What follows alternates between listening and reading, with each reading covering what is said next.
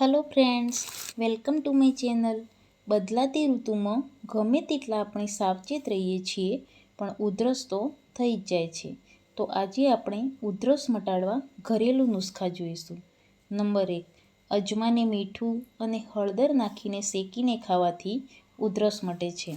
Number 2, અજમાને થોડું મીઠું હળદરને mix કરીને 3-4 ચમચી પાણી નાખીને પલાળી દો અને સૂર્યના કિરણોમાં સૂકવી દો.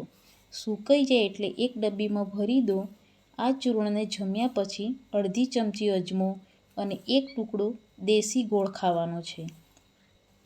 સવાર સાંજ જમ્યા પછી આ ઉપાય કરી શકો છો. 101% ઉધરસ તમારી ગાયબ થઈ જશે. આ એક ઉધરસ માટે ઘરેલું ઉપચાર છે. નંબર 3, 1 ચમચી આદુનો રસ, 1 ચમચી તુલસીનો રસ મધ સાથે ચાટવાથી ઉધરસ મટે છે. નંબર 4, 2 ચમચી મધ અને 2 લવિંગ વાટીને રાત્રે ઊંઘવા જઈએ ત્યારે બંને મિક્સ કરી ચાટી જવાથી ઉધરસ મટે છે.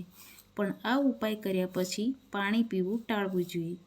નંબર 5, થોડી ખજૂર ખાઈ ઉપરથી નવશેકું ગરમ પાણી પીવાથી કફ પાતળો થઈને જલ્દીથી નીકળી જશે.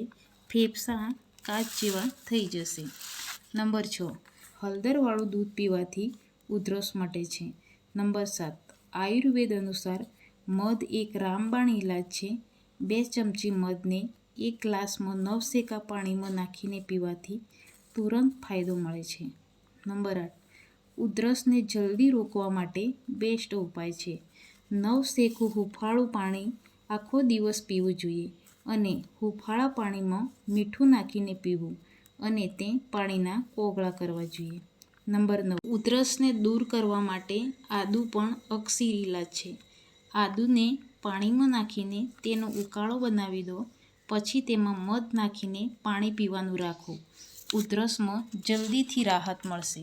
નંબર 10, 10 જેટલી કાળી મરી, 5 લવિંગ લઈને તવામાં નોર્મલ રીતે શેકી દેવાનું છે.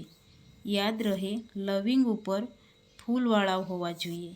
આ 2 સામગ્રીને ખાયણી દસ્તામાં વાટી દેવાનું છે. તો મિત્રો ધ્યાનથી સાંભળજો. 2 ચમચી મધ, 1 ચૂટકી હળદર, 1 ચૂટકી કાળું મીઠું, 1 ટુકડો આદુનો લેવાનો છે અને છીણીને રસ કાઢી લો.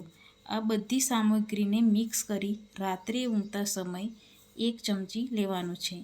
આ ઉપાય કર્યા પછી પાણી પીવાનું નથી અને સવારે ઉઠીને પણ 1 ચમચી લઈ શકો છો. ચા નાસ્તો 30 મિનિટ પછી કરી શકો છો. તો મિત્રો વિડીયો પસંદ આવે તો વિડીયોને લાઇક, શેર અને કોમેન્ટ કરજો અને મારી ચેનલને સબસ્ક્રાઈબ કરજો. Thank you for watching.